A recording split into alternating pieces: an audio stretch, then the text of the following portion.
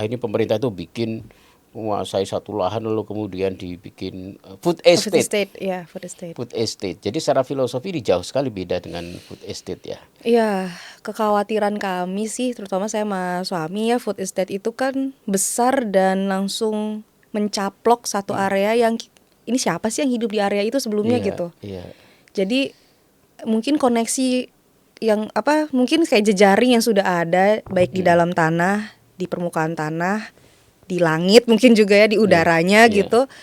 Tiba-tiba hilang begitu saja demi satu benda baru gitu.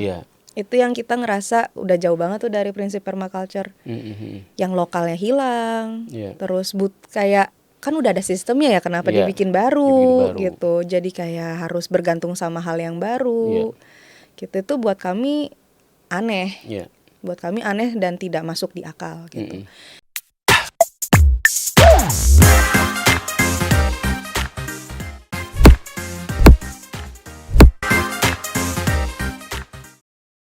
Assalamualaikum warahmatullahi wabarakatuh. Ketemu lagi dengan saya Kozin Amillah di Podcast Pejuang, podcastnya para pejuang. Nah, tentu narasumber yang kita hadirkan adalah para pejuang di bidangnya masing-masing. Bisa bidang ekonomi, bisa bidang pertanian, lingkungan, kebudayaan, bahkan bisa bidang politik, bidang industri, bidang agama, bidang apapun. Yang penting mereka adalah pejuang, orang yang memperjuangkan idealisme gagasan di bidangnya masing-masing. Nah, kali ini kita kedatangan tamu, sosok pejuang yang memperjuangkan sesuatu atau ide gagasan di bidang pertanian ya, agriculture dan edukasi sih. Dan edukasi lingkungan tentunya ya. Lingkungan. Kak Feby. Betul. Nama lengkapnya siapa Kak ya? Feby Handola Kaluara. Feby Handola Kaluara. Agak sulit saya ngucapinnya. Gak apa-apa. Pokoknya saya panggil Feby aja ya. Asli mana ya? Lahir sih di sini di Jakarta maksudnya, tapi besar Sulawesi Utara dan Kaluara itu marga di Sulawesi Utara. Di Sulawesi Utara ya. Di Minahasanya atau di Gorontalo sih sebenarnya. Di Gorontalonya ya. Atau ini di Pulau Angmangundonya. Transisi Gorontalo ya. Pulau Mangundo ya di situ ya. Iya, di situ. Oke, Feby, menarik sekali karena kamu adalah co-founder dari sebuah gerakan atau komunitas yang berbasis permaculture ya. Jangan salah teman-teman, permaculture bukan spermaculture. Beda. Permaculture namanya adalah Sendalu Permaculture. Ya, nah, ini jujur ya, bukannya saya, banyak juga yang belum familiar dengan istilah ini. Ya kan, perlu dijelasin dulu nih permaculture itu apa. Kemudian Sendalu itu, istilah itu datang dari mana gitu ya. Dapat wangsit dari mana gitu bikin istilah aneh-aneh gitu. Memang seunik apa ini aktivitasmu ini? Iya, itu sebenarnya dedengkotnya suami saya ya. Oh gitu ya. Iya, jadi mungkin ke permaculture dulu kali ya. Permaculture itu bukan dulu sih ya, tahun 70-an lah ya. Ada banyak aktivis lingkungan, fokusnya di agriculture, tapi di luar sana nih ada namanya Bill Mollison mencoba menginisiasi satu pertanian yang nggak monokultur lagi, pertanian yang berbeda dan tidak, istilahnya mungkin lebih ramah lingkungan, lebih berkelestarian alam, supaya mendekatkan lagi manusia ke ritme alam, untuk lebih peka lah terhadap alam yang disediakan oleh alam. Nah, dia sebut dengan permaculture atau gabungan dari permanent agriculture. Oh, gitu. Permanya itu singkatan kali ya? Iya, dari permanent. Culture-nya agriculture. Jadi ini seperti barangkali bisa diistilahkan lagi sustainable agriculture. Jadi dia model pertanian yang sustain. Harapannya begitu, sustain. Kan bukannya masyarakat kita dari dulu sebenarnya secara alamiah sudah variatif. Maksudnya ketika menanam itu biasanya macam-macam gitu. Sebenarnya begitu. Jadi Ya namanya mungkin orang sebelah sana udah terlalu jauh duluan ya. Modernnya kan lebih duluan ya dibanding kita gitu. Enggak, Modernnya adalah bungkusnya modern. mungkin lebih Bungkusnya ya, bagus. bungkusnya lebih bagus gitu. Iya. Terus dia ngelihat kok kayaknya dinamain aja nih gitu. Iya. Mungkin juga aku juga nggak tahu ya akar budaya mereka seperti apa. Padahal kan di kita juga ada ya, misalnya kayak tumpang sari gitu Iya. kan, tanam-tanam yang beragam gitu. Atau mungkin di daerah-daerah lain sebenarnya, misalnya masyarakat, misalnya dari orang yang biasa tinggal di hutan gitu, mereka pun sebenarnya tidak perlu ngomongin permaculture, hutan itu sendiri sudah permaculture dengan sendirinya gitu. Iya. Ya mirip kayak gini lah. Masyarakat kita dari dulu sudah terbiasa tuh bikin tahu. Ya, Tahu bukan tahu ya, bukan. tahu, makanan tahu. Ya, Itu kan tahu. udah tradisional bikin. Ya. Lalu kemudian sekarang ketika ada restoran bikin menyajikan dengan bungkus yang lebih bagus, dikasih nama tofu. Ya. Istilahnya berubah tuh dari tahu menjadi tofu. Jadi lebih mahal. Anak-anak saya kalau bilang tofu Oh, gitu. gitu. Ya itu tahu sebenarnya gitu. Iya, ya. benar, Tempe benar. juga begitu kan. Lalu sekarang ke Inggris-Inggrisnya jadi tempeh gitu Iya, kan. pakai H. Iya, tempeh gitu tuh. Jadi apa ya? Ini kayak kita ini sering latah ya. Betul. Sesuatu sebenarnya sudah alamiah di kita. Ya. Sudah organik ada di kita, tradisional di kita, lalu dikemas dengan modern seakan-akan diintroduksi dari luar. Jadi istilah Padahal baru ya. sebenarnya sudah ada dari Anyway, kita. saya nggak mau ngomong soal istilahnya, tetapi substansinya sebenarnya ini menarik dan bagus ya, permaculture ini ya. Jadi unsurnya adalah tadi tidak monokultur, Tidak monokultur, Terus? terus harus tahu ritme alam. tahu ritme alam. Ya, jadi kalau kita membayangkan diri kita nih seperti masyarakat adat aja ya. Oke. Yang mana udah pasti makanan kan dari apa yang ada di sekitar Di gitu kan ya. sekitar. Pasti mau nggak mau kenalan dulu nih sama musim. Ya, ritme alam tuh maksudnya juga musim. Oh iya, jadi misalnya bulan ini nanamnya Apa? musim ini gitu ya. Bahkan nggak cuma musim ya, tapi juga mungkin kondisi tanah, kondisi air gitu. Jadi perlu memahami itu juga gitu. Oke. Terus makanya kalau di permaculture prinsip nomor satunya adalah observe and interact gitu. Jadi mengamati dan berinteraksi dalam artian ini lumrahnya, kondisinya, polanya tuh seperti apa si alam itu. Terus kita bisa bantu apa supaya dia bisa optimal gitu. Oke. Nah, itu yang aku rasa sih kalau makin kesini agak makin jauh ya, makin nggak kelihatan gitu, makin susah untuk diselami secara Iya. sampai sanubari gitu. Menarik kata-katamu tadi adalah optimal ya, bukan Iya. maksimal ya. Bukan. Jadi dilakukan secara optimum, bukan maximizing ya, bukan. Karena kalau maximizing itu nanti ujungnya menjadi seperti akan jatuh pada food estate tuh. Iya. Produksi yang sebesar-besarnya gitu ya, dengan memperkosa alam istilahnya, Iya, eksploitasi alam betul, gitu. mengeksploitasi alam. Nah, itu yang juga sebenarnya kritik besar permaculture ke industri gitu, Industri. karena terlalu sering mengeksploitasi. Kondisi tanah pun juga akhirnya jadi sangat bergantung pada pestisida. Kondisi air pun jadi ujungnya kena polutan dari pestisida tersebut. Jadinya justru malah membuat si alam itu sendiri tidak berdaya gitu. Padahal tanpa ada seperti itu, alam bisa kok dia berdaya gitu, asal Oke. kita mau merasa cukup aja gitu dengan Oke. kondisinya dia gitu. Nah, tentu kalau misalnya kita mau merasa cukup, kita harus buat dia sehat kan gitu. Itu sih yang kayaknya juga kehilangan relasi kita dengan alam sih. Nah, terus apa bedanya permaculture dengan organik Nah, culture atau pertanian organik? pertanian organik itu fokusnya di kata organiknya, yang mana ini boleh kalau ada yang salah nanti di komen aja ya. Khawatir salah nih. Oke.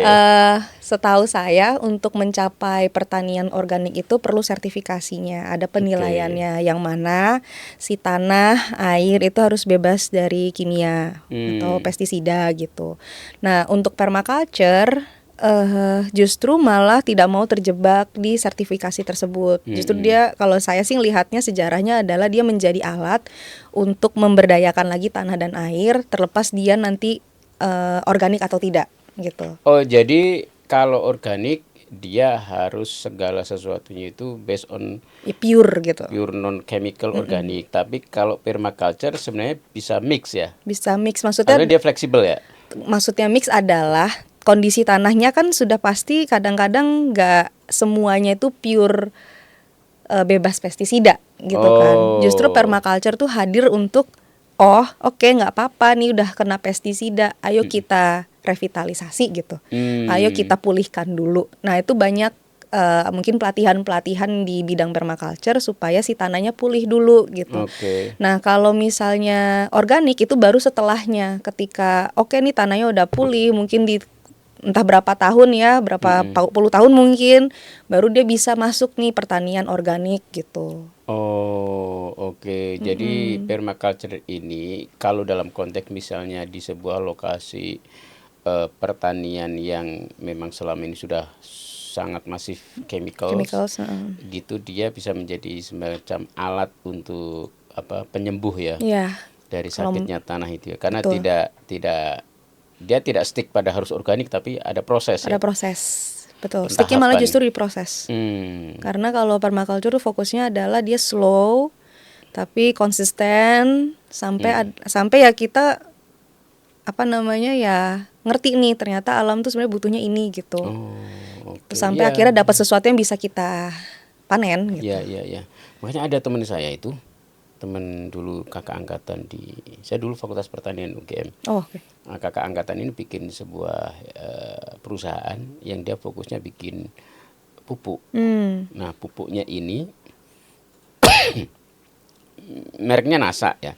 Mereknya NASA mungkin sudah familiar. Pupuknya ini berfungsi untuk tadi di tanah-tanah yang selama ini dieksploitasi dengan pupuk chemical, maka pupuk ini akan membantu mengembalikan ke proses alamiahnya gitu ya. Ya tentu butuh waktu. Jadi biasanya penggunaan 2-4 tahun baru kemudian dia bisa kembali, tanahnya kembali subur ya, kembali menjadi natural gitu. Karena prinsip kerjanya itu katanya begini. Di daerah-daerah pertanian yang selama ini sudah padat chemical, itu sebenarnya unsur-unsur hara yang dibutuhkan tanamannya itu ada. Cuma problemnya karena dia dibombardir dengan chemical itu, maka unsur-unsur ini tidak bisa diserap oleh akar. Karena mungkin terikat di mana atau terjebak di mana begitu ya. Karena tadi bombardir chemical itu. Nah, kemudian di pupuk ini itu kalau diterapkan secara perlahan, dia akan membantu mengembalikan itu sehingga unsur-unsur yang tadinya terperangkap itu bisa kembali diambil oleh si akar dari tanaman ini ya. Tentu akar itu adalah untuk mengambil makanan dari tanah. Itu begitu prinsipnya. Dan lumayan jadi ternyata ya itu peluang usaha juga gitu ya. Tentu saja tuh. Nah, ada pertanyaan lagi tadi soal berarti kan pelan ya. Iya. Nah, sementara manusia kadang dituntut untuk melakukan sesuatu yang cepat karena ada kebutuhan untuk tadi makanan, berproduksi, apalagi kalau udah bicara pasar gitu. Gimana tuh? Betul. Itu juga tantangannya permaculture sih yang saya perhatikan ya, terutama di ranah urban sih, kota ya. Bukan berarti tidak bisa. Tapi justru karena tahu tantangannya itu adalah kita sangat bergantung sama pestisida ini, kita perlu bikin alternatif supaya nggak bergantung kan.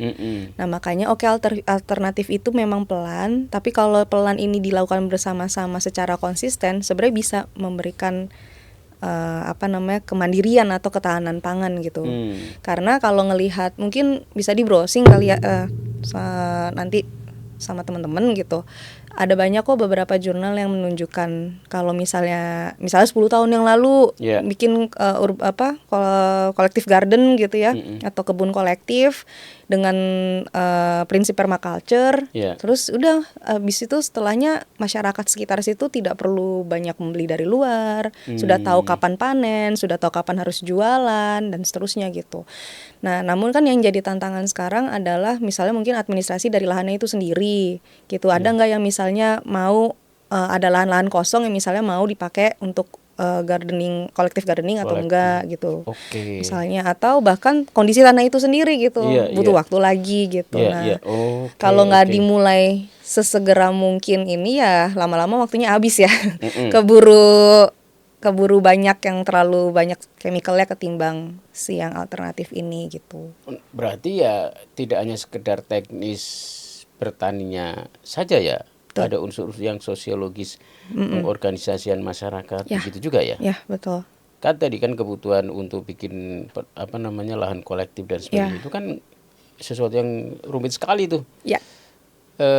Gimana mengorganisir orang untuk punya kesadaran yang sama secara sukarela ini kan, Iya. karena hasilnya tidak tampak di depan mata langsung. Betul. Beda dengan kalau corporate kan enak. Iya, langsung Lu kuasai kelihatan. satu lahan, lalu kemudian pasang teknologi tertentu, ciptakan pasar atau raih pasar, lu rekrut orang untuk bekerja, dibayar. Ya. Mereka akan bekerja sesuai yang kamu. Ya, itu lumayan ini sih, bukannya berarti nggak bisa ya, tapi saya mikirnya adalah bukti bahwa ternyata kondisi kehidupan kita ini aku nggak bilang, aku ngejudge banget ya kalau bilang rusak ya, tapi maksudnya toksik itu gitu, adalah ya tidak mau bersabar gitu. Itu salah satu buat aku indikator kayaknya manusia tuh makin kesini makin sulit gitu untuk bersabar. Padahal untuk sesuatu yang sebenarnya sangat penuh dengan berkah gitu, makanan yang dihasilkan tanah, air dan tangan, hati, kepala kita bersama-sama itu kan berkah banget gitu loh. Dengan guyupnya, dengan segala mungkin tradisi masing-masing, mencari harmoni masing-masing, itu kan juga berkah banget gitu. Tapi kemudian luput hanya demi sesuatu yang cepat. Ya buat aku tuh satu bukti bahwa oh ya emang kalau emang kita masih di sisi situ, ya akan gitu terus. Makanya nggak akan selesai-selesai ya. Nggak akan selesai-selesai, nggak akan puas gitu. Padahal di permaculture sendiri kenapa harus slow, kenapa harus ngelihat pola, ketimbang langsung buru-buru ngedesain detailnya itu ya supaya kita bisa cari harmoninya nih gimana ya. Nah yang kita bilang harmoni ini atau yang selaras ini bukan soal diri kita ke satu individu aja ke kebun kita, tapi juga kebun kita ke area yang lain gitu. Makanya visi utama Sendalu tuh sebenarnya mandiri pangan bersama-sama, bukan sendirian aja gitu. Nah, tadi dirimu sudah menyebut soal komunitas Sendalu. Saya jadi makin tertarik nih. Sendalu itu apa sih artinya?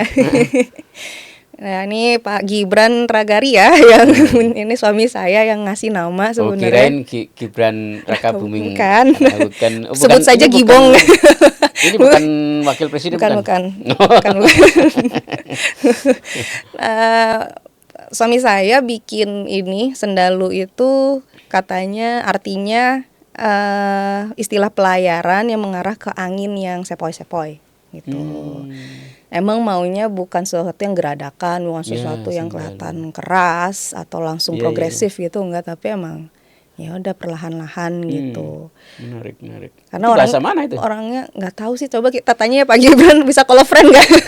Halo Pak gitu. Halo Mas Gibran. Halo. Terus yang jawab Gibran yang di Solo nanti. Aduh nggak. Nanti AI lagi saya gitu nggak ya? Salah dah. Iya gitu sih kurang lebih. Oke. Jadi karakter dia gitu soalnya Pak, dia orangnya slow baik. Slow. Gitu. Justru saya yang agak. Biasanya istri pengennya pop gitu ya. Tapi sekarang balik sih, saya yang ini dia yang agak pak-pak. Iya. Gantian ya. Sebenarnya mungkin bukan slow ya, tapi menjaga ritme dan harmoni ya. Betul. Gitu. Yang seringkali orang terutama yang hidup di era modern ini suka nggak sabaran. Iya. Gitu kan. Betul. Gitu. Nah, ini di mana komunitasnya? Di Depok. Di Depok. Jawa Barat. Itu kan kota ya. Kota Depok.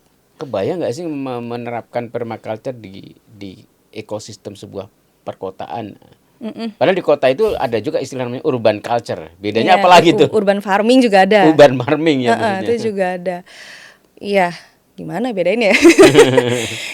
Urban farming tuh kecenderungannya, aku lihatnya ya, kecenderungannya adalah memaksimalkan lahan yang sisa-sisa gitu. Kan namanya urban kan pasti lahan sedikit, terbatas gitu. Makanya banyak vertical garden, pakai hidroponik gitu. Nah sementara permaculture sendiri nggak mau langsung buru-buru ke situ gitu. Permaculture tuh fokusnya adalah lihat dulu nih potensinya apa gitu. Nah waktu Sendalu dibuat pun sebenarnya tadinya kan individu nih Pak Gibran sendiri gitu. Tapi ternyata dia ketarik nih ngelihat tetangga juga nanam tapi caranya beda gitu.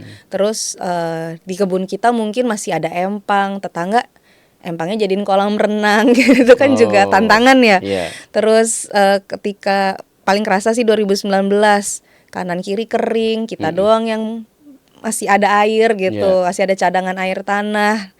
Kalau nyiram kayaknya congkak banget yang lain pada kering. Nah itu kan berasa tuh sebenarnya hal-hal tersebut yang kita coba observasi dan nggak langsung buru-buru ya udah kita bikin ini bikin itu, enggak gitu, tapi justru gimana ya supaya ini tuh nggak bikin orang lain juga ngerasa ih lu aneh gitu. Jadi nggak memberi jarak juga gitu. Nah makanya justru kita bikin beberapa bukan gerakan ya, mungkin program-program yang fokusnya ke komunitas gitu, seperti open volunteer gitu, berkebun bersama. Terus kita juga ada community engagement ke kebun-kebun bilangnya itu ya komunitas-komunitas yang berkebun ya, seperti Depok Berkebun tuh juga kadang-kadang suka ke tempat kita gitu. Kebetulan ketuanya sekarang emang suami saya sih, cuma ya mungkin di fase selanjutnya juga kadang gantian-gantian ke rumah siapa gitu ya. Terus bahkan di komplek yang sebelahnya kita banget itu juga berkebun secara organik karena mereka lahannya itu nggak terlalu banyak, pakai pot-pot, tapi pot-pot itu udah dipastikan tanah apa semuanya itu bebas pestisida, pupuknya dari tetangga kita juga yang punya kambing gitu loh. Jadinya sangat kompleks, tapi kita tahu karena nggak sendirian, rasanya lebih nyaman di kita gitu. Oke. Nah, jadi Sendalu ini sebenarnya tidak bekerja sendiri ya, dia terkoneksi dengan komunitas-komunitas lain di sekitar situ. Betul. Lahannya berapa sih yang dipunya? Jadi lahan kita 2.500 meter persegi. Gede dong kalau tapi banyak gedungnya. Jadi itu dulu bekas kantor gitu, bekas production house, ada studionya yang bangunan agak tingginya. Terus udah keburu banyak pohon-pohon tinggi juga, pohon-pohon yang sudah cukup besar sehingga untuk menanam sayur atau yang bisa kita konsumsi itu agak sulit gitu. Tapi untuk buah-buahan udah aman. Terus ada kabin 2 untuk saya, satu keluarga saya dan keluarga yang jagain kebun, sama ada galeri yang biasa kita pakai buat komunitas ngumpul gitu. Memang besar tapi tantangannya juga besar karena udah banyak bangunannya. Itu kalian beli atau sewa atau gimana? Punya orang tua. Warisan nih. Warisan. Nah, tapi bagus, jadi merawat warisan dengan sesuatu yang produktif dan kembali ke alam gitu ya. Ya, harapannya sih nggak sia-sia gitu aja gitu. Betul. Tapi juga bisa dirasakan tetangga, dirasakan komunitas-komunitas yang ada gitu sih. Nah, di Sendalu ini kan pertanyaan kalau permaculture itu slow tadi. Bagaimana kemudian tantangan untuk penyerapan marketnya?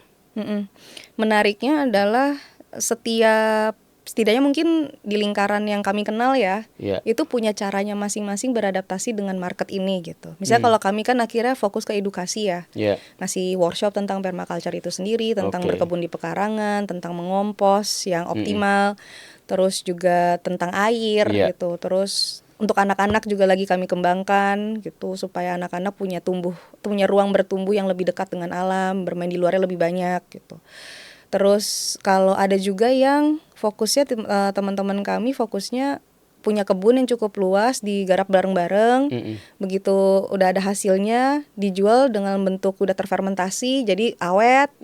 Bisa dibawa ke pasar-pasar yang cukup eksklusif. Jadi harganya high end misalnya gitu. Ada juga teman yang bahkan bisa mengekspor hasil dari petani-petani di sekitar dia juga gitu dengan prinsip permakultur juga gitu. Jadi kadang akhirnya kita nemuin cara yang adaptif itu sesuai konteks aja. Nah, permaculture itu kenapa memang di prinsip pertama harus observe dan interact ya supaya si solusinya itu juga nggak jump into conclusion gitu kayak oh ini bagusnya ini nih langsung kayak gitu ya. Kadang tuh kalau misalnya punten banget nih ya bapak-bapak ibu-ibu misal dari dinas gitu ya datang terus ini bagusnya gini pak gitu. Kadang kita suka mangkir kenapa karena kita nggak mau langsung jump into conclusion tadi itu gitu. Ada proses proses itu penting ya. Trial dan error itu kita anggap sebagai ya sekolah gitu, belajar lagi kenapa ya ini error gitu, kenapa ada yang berhasil banget. Nah kita kebetulan di Sendalu yang berhasil malah edukasinya, walaupun tadi maunya pembibitan tuh kayaknya pembibitan aja deh gitu, ternyata malah edukasi kan. Kalau kita terlalu kekeh ya nggak jalan juga ekonomi kita gitu. Pembibitannya tetap jalan juga ya. Tetap jalan. Kalau produksinya yang dipanen itu ada nggak? Nah itu buat kita sama tetangga jadinya. Tapi contoh hasil produksinya apa aja varietasnya yang dihasilkan? Kita punya banyak yang kita jual tuh herbs sih sebenarnya. Min-minan, terus kesum gitu. Kesum. Ya herbs itu kan ada min aja di beragam macam tuh kita minnya. Ya, min ada beberapa jenis ya. Terus abis itu Vietnamin lah ya tuh yang kesum tuh kayak Vietnamin. Ya. Terus ada bayam Brazil. Bayam Brazil itu yang bawang-bawangan. yang coklat ya. Yang kayak bayam kayak bayam. Itulah bayam Brazil yang lagi ngetren sih katanya ya. Saya juga nggak tahu. Katuk. Terus ini yang bisa kita makan dan perennial ya, maksudnya yang tahunan selalu ada ya. Terus gedi tuh harus kalau di saya karena saya dari Sulut ya, makan bubur Manado nggak pakai gedi tuh kurang gitu. Kemangi, umbi-umbian, labu, cabe, tomat, kangkung malah kita agak jarang akhir-akhir ini karena bosen ya, karena dan cepet sekali tumbuh. Cepet banget. Kangkung pakcoy bayam yang biasa kayak gitu. Saya naruh kangkung di kolam ikan aja tumbuhnya cepet banget sampai kita bosen akhirnya. Iya, yang makan siapa gitu kan. Dijual harus cepet gitu. Iya, cepet. Aduh, betul. Gitu sih sering kalinya. Pakcoy mungkin gitu-gitu kali ya. Pakcoy. Terus apa ya? Cabai kita lagi banyak cabai. Cabai kadang akhirnya seasonal juga tuh, Pak. Gitu. Kita lah kemarin habis banyak sekali panen kacang-kacangan. Dari kacang koro 3 jenis, terus ada kecipir. Oh, kecipir enak. Sorghum juga kita tanam. Sorghum. Gitu. Bunga telang. Telang udah tinggal ambil aja deh. Iya. Udah nggak dijual itu. Kalau itu kita perlu kafe ini salah satu menunya. Oh gitu. Kafe Pejuang. Salah satu menunya itu adalah nama minumannya itu apa sih? Ocean Blue. Itu salah satu favoritnya di sini itu minuman bunga telang yang di combine dengan semacam ceruk-cerukan begitu. Saya lupa nama ceruknya. Dan tahu nggak yang menarik? Ini jadi makanan minuman favorit di kafe Pejuang.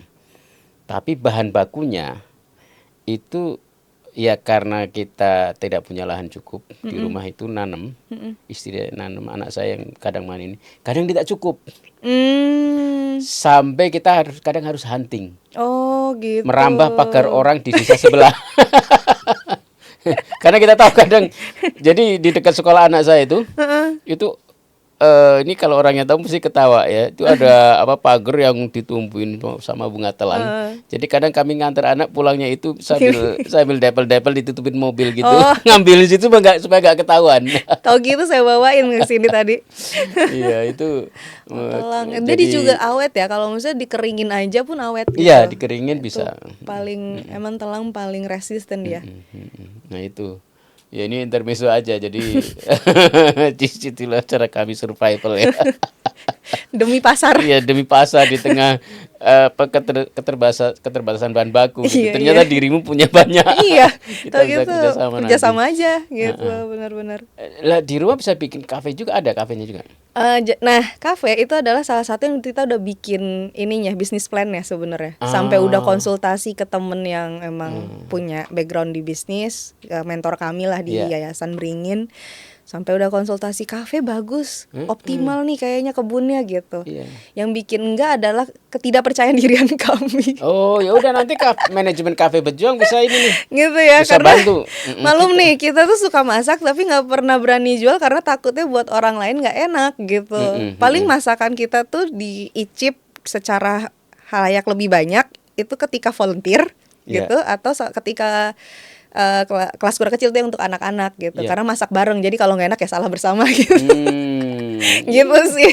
Jangan nanti bener modalitas sudah banyak, nanti biar teman-teman manajemen kafe Pejuang bantu, karena ya justru kekuatan teman-teman itu adalah di bagaimana memanage sebuah kafe, membuat menu-menu yang menarik, lalu menciptakan suasana cozy di kafe itu sehingga orang pada datang.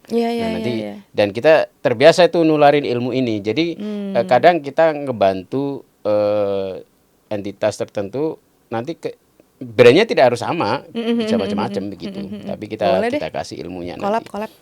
Kita saling kolaborasi, karena saya juga butuh nih ilmu saya punya lahan kecil-kecil di rumah, bikin saya ini juga ya, jadi saya di rumah juga composting, pilah sampah, nanam tanaman juga begitu ya. Anyway, selain komunitas yang di tempatmu Sendalu, kalau untuk permaculture itu apa aja? Maksudnya di Indonesia ini banyak Udah nggak? banyak sih di Misalnya Jabodetabek di kota aja. mana aja gitu? Ya di Jabodetabek aja, di Bogor ada teman kita Five Eyes Farm, Rumah Mahika. Mm-mm. Silakan deh didatengin tuh teman-temannya. Mm-mm. Mereka juga kalau Five Eyes Farm tuh lagi bikin ini malah ya, acara menulis di alam. Nah, mungkin lebih Oh, vibe-nya jadi kita lebih nulis tapi di kita ruangnya mereka, ya kalau di biasanya kalau kebun menulis kan di mereka. di ruangan ini di alam ya. Tapi itu buat aku hebatnya mereka adalah eh, sangat meminimalisir sampah, sampai bangunan mereka pun juga dari ya mulung-mulung nih, tanda kutip ya mulung, Iya. ada sisa ini dibikin Mm-mm. apa, tuh kreatif banget. Oke. Terus Rumah Mahika dengan fermentasinya mereka. Mm-mm. Terus nggak cuma fermentasi sih, ada sirup pala. Iya. Wah, tuh enak banget. Deket sini di Ciputat ada Mm-mm. budidaya Jakarta. Itu kita kemarin habis bikin kolaborasi bareng permakultur, Iya. permakultur gitu. Iya, aku tuh Tur untuk kebun permakultur. permakultur gitu Iya, ya. betul. Nah, itu kita bareng teman-teman di budidaya terus belajar tentang lebah dan madunya. Terus deket lagi apa ya? Kumara juga Kumara, di kebun Kumara di sini teman tuh tadinya yang di sini ya, di Ciputat. di Ciputat, sekarang pindah ya Pindah ke di Serpong ya kalau nggak Serpong salah. lah, ya. Serpong juga dengan edukasi anaknya Mm-mm. ya, dan edukasi tentang ayam ya, Ya. dengan ayam di perkotaan. Terus banyak banget nih, saya sampai bingung nih. Di Jogja Jogja banyak, dedengkotnya di gudangnya situ itu. tuh, dedengkotnya Dedengkotnya di Mas situ. Anam. Mas Anam nih teman saya. Ya Mas Anam disebut-sebut nih, padahal baru WA tadi. Iya, kebetulan saya dulu satu kos. Oh gitu, guru kita bersama tuh ya Mas Anam. Iya, makanya saya dengar istilah permaculture itu ya sejak dulu kala, tapi baru mendalami itu baru secara konsep ya, Ya, itu ya, dari ya, ya. dirimu ini. Oh gitu. Kan biasa kalau sama teman kos ngobrolnya yang lain. Iya Receh-receh. benar-benar, bukan ini ya. Di Jogja apa aja misalnya? Ada Bumi Langit tempat suami saya belajar, ada Yayasan Beringin atau Omah Lor tempat saya belajar. Terus ada kebun-kebun kecil lainnya sih yang aku pikir juga tinggal di browsing tuh muncul lah dia. Gitu ada. Nah, itu para pejuang semua itu nama-nama tadi komunitas di berbagai kota, belum menyebut juga yang di luar Jawa, tetapi Ada di itu luar Jawa, Lombok. Lombok apa semua itu banyak sekali komunitas-komunitas ini yang bisa kita jadikan referensi atau minimal tempat untuk kita datang sekedar healing aja dulu, healing ya dari suasana hiruk pikuk rutinitas kalian sehari-hari, lalu kita akan dapat satu inspirasi menarik yang barangkali akan sangat bermanfaat untuk hidup kita jangka panjang. Betul, Bukan jangka pendek, panjang. tapi jangka panjang. Iya. Nah, berikutnya nih Feby, kalau dari sisi ekonomi dengan membuat komunitas begitu, itu kan tadi slow, produksinya lama, itu gimana cara survivalnya? Tadi ya kalau dari Sendalu sendiri sih, pengalaman Sendalu survivalnya itu beneran fokusnya di kolektifnya, dengan komunitas-komunitas sekitar, kolaborasi gitu. Ini kita buka dapur dikit ya. Kita tuh di awal-awal penghasilan kita paling banyak tuh cuma dari workshop. Tuh, Oke. workshop yang mana belum nutup urusan-urusan operasional sebenarnya. Ya. Jadi masih sangat dibantu dengan waktu itu aku masih sering ambil hibah-hibah kegiatan community engagement. Jadi cukup kebantu di situ gitu. Nah, sekarang udah mulai enggak itu karena akhirnya punya tim yang datangnya dari komunitas yang berbeda-beda. Gitu. Kayak Kura Kecil ini kita kerjasama sama teman-teman Kempijar yang fokusnya adalah pendidikan anak yang di menengah bawah, hampir putus sekolah, jadi nggak kita biarkan dia putus sekolahnya. Gitu. Ada sekolah ini teman-teman Kempijar sama teman-teman Earth Hour Depok yang fokusnya emang suka ke Ghost to School, keliling sekolah, ngajarin tentang bikin filtrasi air, bikin ekobrik gitu. Kerjasama sama mereka, jadi mereka udah punya ilmu deketin anak-anak, kita bantu kasih fasilitas gitu. Ini jadi kayak usaha bersama sih. Gitu. Nah terus juga collab ke sama komunitas lain yang kalau mau bikin bazar apa, kita bikin kayak pasar dadakan gitu ya, pasar tani dadakan kita buka, nggak usah ambil terlalu besar tapi cukup lah gitu. Kata kuncinya di kata cukup sih. Kayak sekarang tuh saya baru menyadari, akhirnya nyampe di titik ini loh gaji kita sebulan mas gitu ya, ke suami gitu ya. Gitu terus iya ya dulu nggak kebayang gitu. Tapi karena tadi sih slow and consistent ya, kayak jangan sampai, waktu itu prinsip aku ngomong ke suami ya, ngerti sih susah nih operasional segala macam, tapi jangan sampai tutup buat teman-teman komunitas gitu. Karena ya rezeki kita dari mereka, mereka Iya. dapat rezeki dari kita, simbiosisnya udah ada. Sama lah kayak lebah sama bunga gitu. Jangan sampai bunganya nggak ada gitu. Iya. Lebahnya udah ada, dia butuh si bunga gitulah Iya, kita ngelihatnya iya. sih. Begitu hilang salah satu, hilang semuanya Hilang kan gitu ya. semuanya, betul. Jadi kuncinya adalah cukup. Cukup. Jadi kita jangan berpikir untuk berlebih ya. Iya. Karena memang konsep berlebih itu juga akhirnya eksploitatif sih. Iya. Orang selalu mikirnya kan kita harus berlebih, harus saving dan seterusnya gitu-gitu Iya. aja. Itu kadang jebakan. Betul. Menjadi eksploitatif karena kita kadang terlalu egosentris, ingin memuaskan kepentingan diri atau keluarga kita, lalu kemudian lupa abai dengan sekeliling atau tadi interkoneksi di sekitar kita ya, baik manusia maupun alam kan begitu ya. Iya, betul, betul sekali. Begitu. Nah, tapi kan berarti gerakan kalian ini sebenarnya mikro sekali ya. Mikro. Kecil-kecil, pelan gitu ya, mungkin nggak terlalu nonjol gitu. Nggak khawatir tergerus dengan sesuatu yang besar tadi misalnya. Tak khawatir. Mana mungkin tidak. Nah, misalnya nih dengan kita ini bukan mendengar ya, tahu juga tentang apa yang katanya untuk food security ya. dengan apa istilahnya kalau ini tuh Ketahanan pangan, bukan? ya untuk ketahanan pangan, Nah, maksudnya yang akhirnya pemerintah itu bikin menguasai satu lahan lalu kemudian dibikin food Food estate. estate, ya, food estate. Food estate. Jadi secara filosofi ini jauh sekali beda dengan food estate ya. Iya, kekhawatiran kami sih, terutama saya sama suami ya, food estate itu kan besar dan langsung mencaplok satu area yang ini siapa sih yang hidup di area itu sebelumnya Iya, gitu. iya. Jadi mungkin koneksi yang mungkin kayak jejaring yang sudah ada baik di dalam tanah, di permukaan tanah, di langit mungkin juga ya, di udaranya gitu.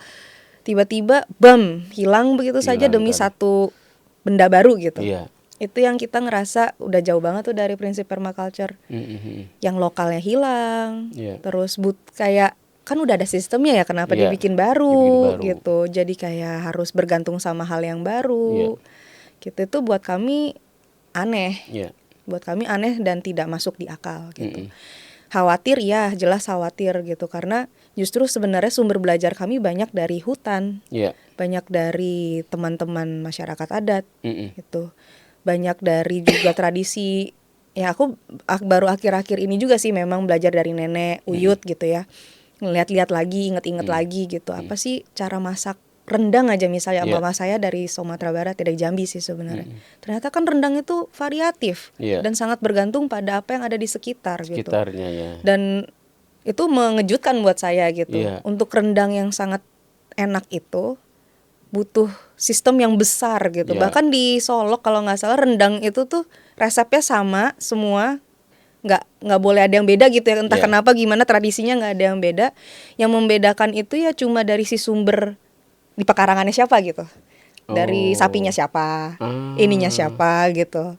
Dan itu buat aku kayak wah unik banget ya, berarti Solok kayak udah punya rasa sendiri nih, beda kali sama Jambi gitu, beda kali sama ini gitu. Padahal dari maksudnya mungkin jenis-jenisnya sama, tapi ketika di cultivate di tempat berbeda, maka dia akan menunjukkan beda rasa. Beda. Ya kayak salak lah. Salak itu di beda kota juga beda. Kan rasanya beda kan. Kopi pun gitu. Kopi juga begitu. Misalnya kopi di Aceh itu beda rasanya dengan kopi di Toraja kan begitu ya. Sama-sama kopi nih spesies. Sama-sama kopi padahal.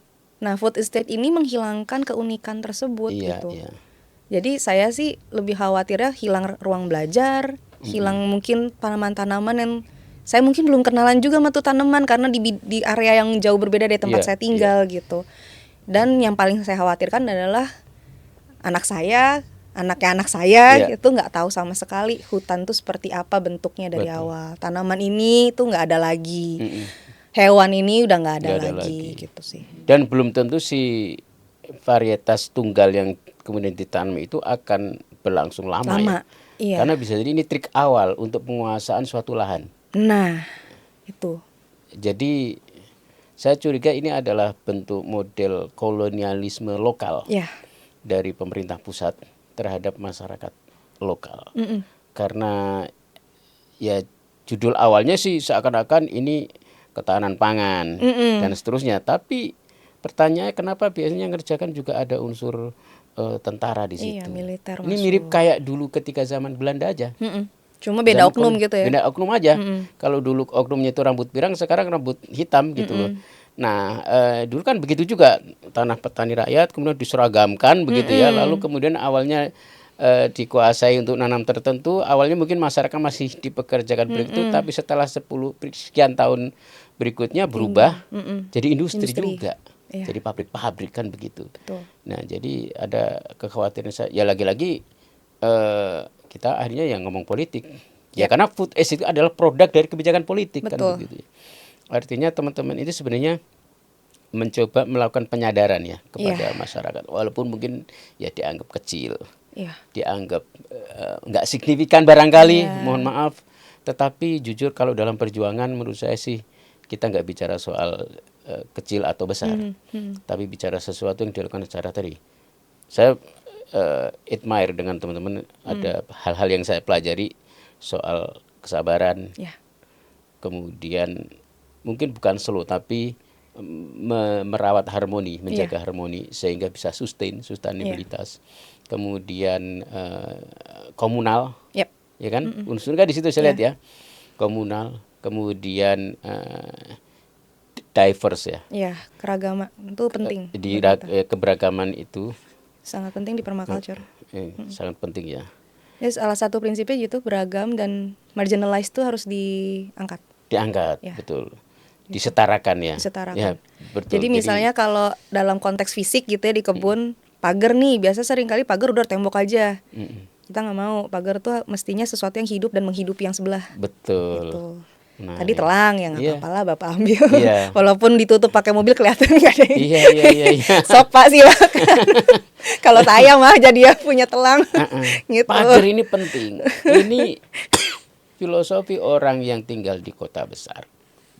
Itu biasanya rumahnya kalau ekonominya makin kuat, kelasnya makin naik, pagarnya makin tebal, makin tinggi.